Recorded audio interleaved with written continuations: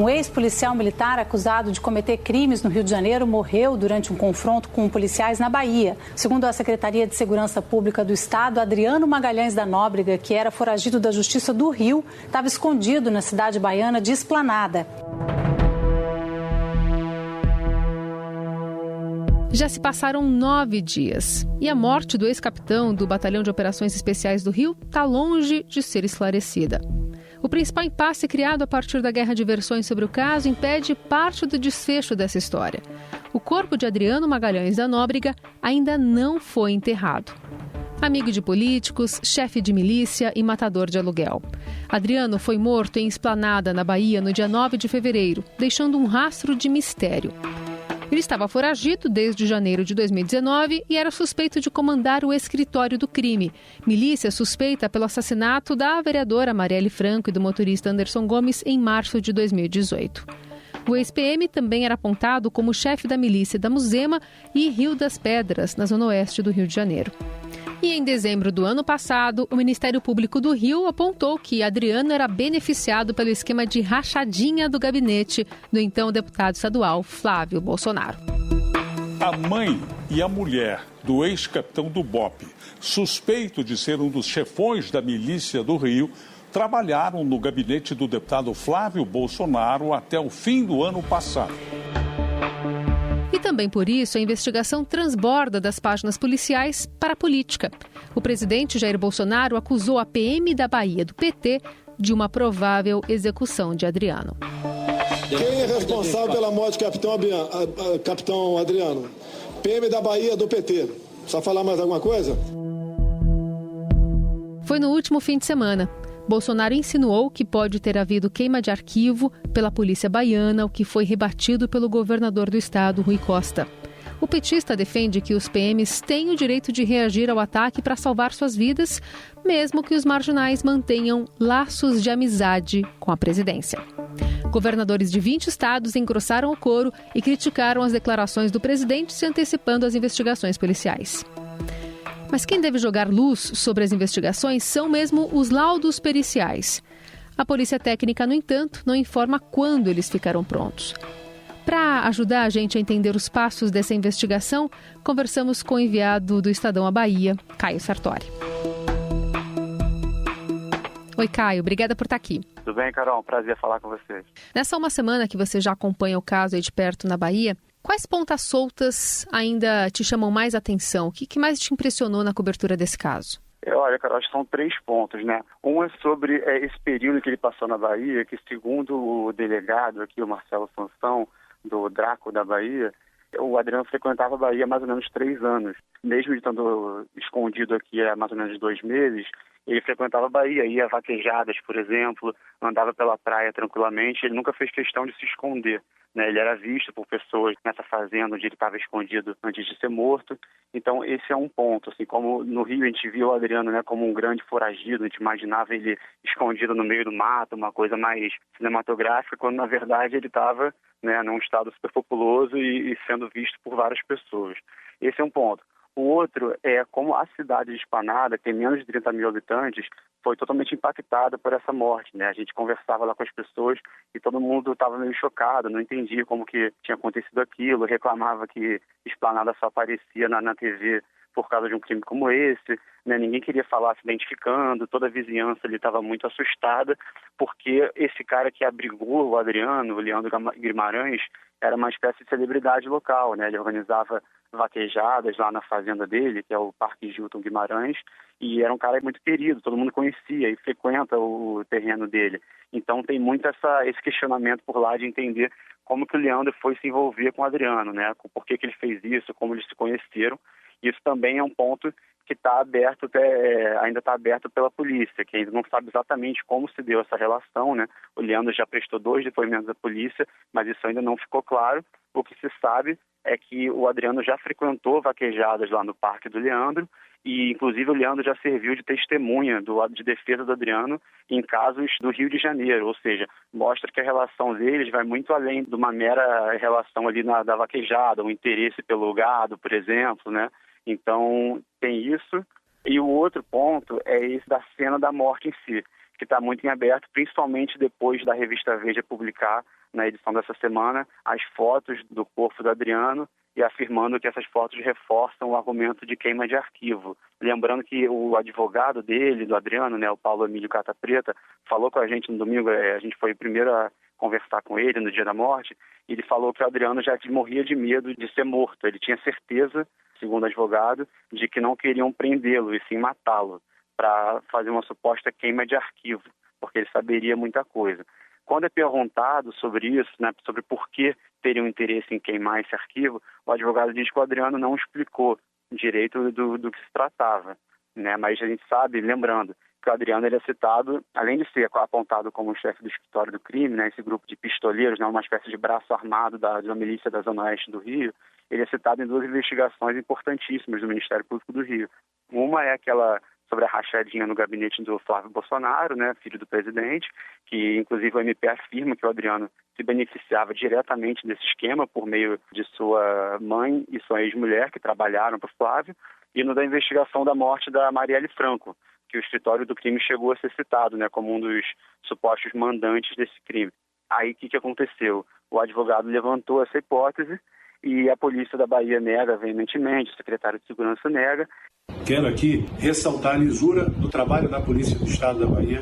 Infelizmente, acabaram levando a questão para um lado político. E aqui eu gostaria de exaltar e dizer que não há nenhum interesse por parte da Secretaria de Segurança, por parte da Polícia Militar, em esconder qualquer tipo de crime cometido por Adriano, pela sua quadrilha, o envolvimento dele com qualquer tipo de crime. E ainda faltam alguns exames, alguns laudos, que podem atestar como é que foi esse cenário, né? Porque a polícia alega que entrou e aí o Adriano revidou com tiros e por isso ele foi morto.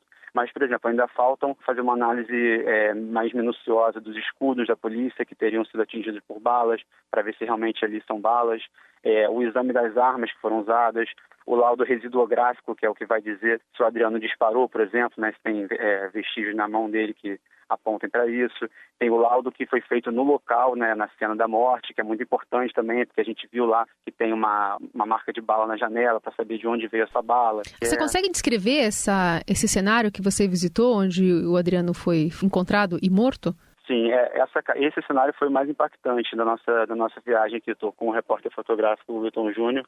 A gente entrou lá na casa onde ele foi morto, que não é onde ele estava escondido, né? Vale lembrar isso. Ele estava numa fazenda, essa fazenda do Leandro Guimarães, que fica a cerca de 10 quilômetros do local em que foi morto, que pertence ao vereador local de Esplanada, Gilson de Dedé, que é do PSL.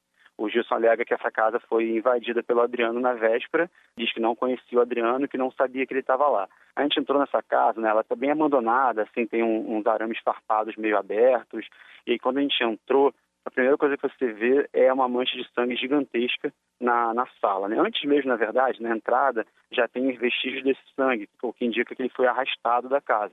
E quando abre a porta, que está aberta, tem uma poça enorme de sangue no chão da sala, uma mesa com 12 pães, sem nenhuma embalagem, completamente abertos, e uma embalagem de café. E aí umas cadeiras espalhadas e tal. Na sala é mais ou menos isso. Mas o que mais impactou, na verdade, foi o quarto em que ele teria ficado nessa última noite de vida, que tem um colchão de solteiro sem lençol. Em cima da cama tem o livro As 48 Leis do Poder, e em volta dele uma quantidade assim, absurda de remédios, de todos os tipos. Tem Dorflex, por exemplo, vitaminas, suplementos, muitos remédios variados e uma bagunça no resto do quarto inteiro. Então tinha uma mala dele, por exemplo, cheia de roupa, inclusive a camiseta que estava no topo dessa mala eu achei muito simbólica, que indica que pode ser um presente de uma sobrinha, por exemplo, que vinha escrito na vertical: vaqueiro, caveira, rico e meu tio. Então, né, lembrando que ele é ex-capitão do BOPE, por isso o caveira, e vaqueiro tem tudo a ver com aquele contexto em que ele estava na Bahia, né? A partir disso, que respostas faltam serem respondidas para esse caso fechar? Então, acho que o principal, esses laudos que ainda faltam sair, são os principais, porque toda essa versão que a polícia está dando, de que o Adriano atirou, deu 2 tiros e tal, tem sido feita com base nos depoimentos, né, de quem participou da operação. Ou seja, é um lado da história, é a versão que os policiais que estavam ali estão contando. Só que ainda não tem uma análise precisa do cenário, de como foi a dinâmica dessa operação. E isso vai ser testado de diversas maneiras. Então, esses exames que eu mencionei, esses laudos que eu mencionei, por exemplo, da análise do escudo, né, para entender que tipo de bala foi aquele. Porque a arma que ele teria é uma arma que dispara automaticamente, né? Não um tiro por vez, por exemplo. Isso, exatamente, né? Essa reportagem do Fantástico mostrou que teria um disparador e tal. Então isso o jornalismo tem mostrado algumas brechas, né, nessa versão oficial. E aí o que pode atestar isso, o que pode contestar ou atestar o que a imprensa está mostrando, são esses laudos, entre eles o que vai dizer do escudo, o exame das armas, o residuográfico, que é o que vai dizer se o Adriano disparou ou não, né, e o laudo do local do crime, são os principais. A gente sabe que tem toda uma questão política agora também em jogo, envolvendo o governo da Bahia, o governo federal. Mas como é que a polícia tem se manifestado a respeito dessa morte nos últimos dias? A polícia que se fechou um pouco depois desse vazamento das fotos, por exemplo, dele morto, e tem se blindado, né? Então a gente percebe que tem uma preocupação em tentar fechar o trabalho antes de se manifestar de forma mais veemente de novo, né? Porque primeiro falaram muita coisa e depois vieram versões que contestaram. Então, por enquanto, está uma cautela aqui. E o que é importante lembrar também da polícia aqui da Bahia é o seguinte: o Adriano, ele continua, a investigação sobre o passado dele, sobre a atuação dele no escritório do crime, sempre foi tocada pelo Rio de Janeiro e continua. Só que a polícia da Bahia agora também investiga essa presença dele aqui nos últimos anos. E quem seria essa rede de proteção é ele. Então, o Leandro Guimarães, por exemplo, que foi esse fazendeiro que abrigou o Adriano por cerca de uma semana ali antes da morte, está sendo investigado, chegou a ser preso, mas agora responde em liberdade. Ele já prestou 2 depoimentos e deve prestar outro essa semana. Então, a polícia acredita que o Adriano mantinha um esquema de lavagem de dinheiro aqui na Bahia por meio da compra de gado e de terras. Então, ele vinha muito para cá, tinha interesse nesse mercado. E aí o que eles querem saber é se quem dava esse suporte para ele aqui na Bahia. Se tinham pessoas que atuavam como Laranja, por exemplo, porque um homem que era foragido da justiça não poderia comprar terras no nome dele. Então, tem várias questões ainda que devem durar um longo tempo aí de investigação para a gente ter uma conclusão. Caio, e o papel da esposa, agora viúva, né, do capitão Adriano, a Júlia? Ela foi fundamental para ele permanecer foragido da polícia por pelo menos um ano, né? Foi, então. E, inclusive, na véspera da morte, o que fez o Adriano se ligar que poderia ter preso, né, ou ser morto, foi uma ligação da esposa que estava voltando para o Rio de Janeiro de carro e foi parada numa blitz. E ela ligou para o Adriano e avisou, né, que tinha acontecido isso. E segundo os relatos, né, o depoimento do Leandro Guimarães, por exemplo, o Adriano ficou muito nervoso com isso e foi quando ele obrigou o Leandro a levá-lo para essa casa em que ele foi morto. Então a Júlia atuava ali também, atuou como uma espécie de informante e acredita-se, inclusive, que o Adriano tenha muitos informantes na polícia, né? Por isso ele sempre sabia a hora certa de fugir, sempre sabia quando poderia ser alvo de uma operação. E aí isso leva a gente à operação do mês passado, que tentou prender o Adriano na costa do Sauípe, também aqui na Bahia. Lembrando que ele estava lá desde dezembro, num condomínio de luxo, que a gente também visitou, né? Um condomínio que é dentro de um resort fechado, naquela região ali, aqui perto de Salvador, cerca de 100 quilômetros, muito chique e tal. E ele fugiu no final de janeiro do cerco policial. E essa fuga dele foi cinematográfica, e a gente também tentou refazer. Ele teria nadado um rio, atravessado um mangue até chegar à praia. Esse mangue a gente entrou, realmente está inclusive em época de caranguejo, então a população local fica ali tirando os caranguejos para o seu sustento. E o rio, inclusive, bem sujo, e a polícia diz que o Adriano teria passado por esses 2 locais, chegado até a praia e subido para a área urbana, onde teria iniciado uma série de aluguéis de carro até chegar à Esplanada, que também fica a cerca de 100 quilômetros ali. Ou seja, indica também que ele já tinha como um caminho certo, no caso de fuga, essa fazenda do Leandro Guimarães, que, como os indícios já estão mostrando, já era amigo do Adriano há mais tempo do que se sabia. Caio, obrigada pelas informações. Bom trabalho para você em Salvador. Valeu, Carol. Obrigado para vocês também.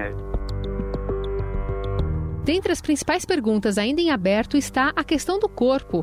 De um lado, a mãe e irmãs do ex-policial querem cremá-lo, o que foi proibido pela justiça. Já a esposa de Adriano, Júlia Emília Melo Lotufo, pede a realização de novas perícias devido às suspeitas de queima de arquivo. Quem conta mais sobre essa abordagem do caso é a repórter do Estadão lá no Rio, Roberta Jansen.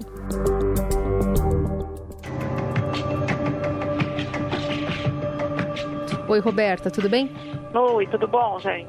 Como é que a gente pode explicar essa disputa sobre uma possível cremação ou enterro do corpo do capitão Adriano? Tá já no IML já faz alguns dias, não? Pois é, na verdade tem uma saga aí. Ele foi morto no domingo, né? Então a gente está aí no 8º dia E esse corpo não foi enterrado ainda, né? Ele foi trazido aqui para o Rio na terça à noite e, em princípio, ele seria cremado na quarta-feira de manhã no cemitério do Caju. Mas aí a justiça impediu essa cremação, porque a justiça entendeu que num caso desse, em que não houve uma morte natural e tal, que não seria o caso de fazer uma cremação, né? Que o corpo deveria ser preservado. O que está em jogo nessa questão de disputa também? Porque parece que parte dos familiares entende que ele deveria ser cremado e parte entende que o corpo deveria permanecer no ML, é isso? Quem pediu a cremação foram a mãe e as irmãs dele. Por outro lado, a atual mulher deu entrada também na justiça com um pedido para refazer por um particular esse exame da necrópsia. E esse pedido também foi negado. E aí, nesse meio tempo, o corpo estava sendo embalsamado numa funerária lá na Baixada Fluminense. E aí, uma outra decisão judicial determinou que ele teria que ser levado para o Instituto Médico Legal. E ele chegou ontem à noite no Instituto Médico Legal, só. Essa é a informação oficial da nossa Polícia Civil aqui no Rio. E até agora, até esse momento, a gente não sabe quando é que vai acontecer esse enterro. Por enquanto, os exames do Instituto Médico Legal que foram feitos nele foram feitos pelo ML da Bahia, é isso? Exatamente. A necrópsia foi feita na Bahia e depois que o corpo foi trazido para o Rio. E agora, em princípio, também não sei se vai haver uma outra necrópsia aqui no Rio.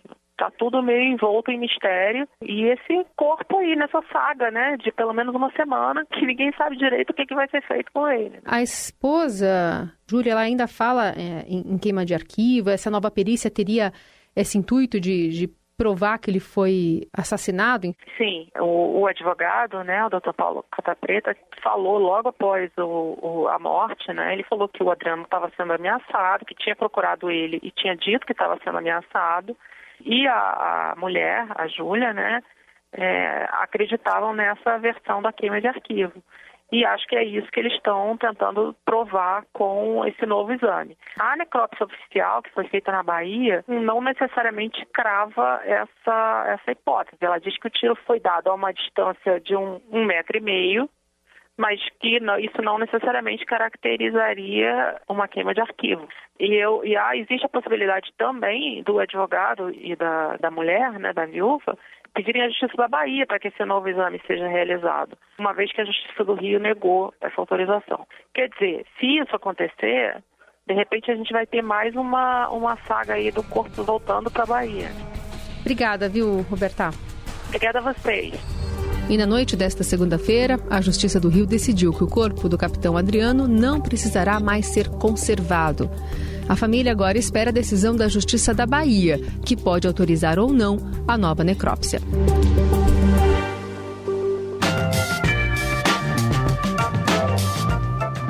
O Estadão Notícias desta terça-feira vai ficando por aqui. Contou hoje com a apresentação minha, Carolina Ercolim, produção de Bárbara Rubira e montagem de Nelson Volter. O diretor de jornalismo do Grupo Estado é João Fábio Caminoto. Mande para cá o seu comentário e sugestão. O e-mail é podcast@estadão.com. Até a próxima. Estadão Notícias.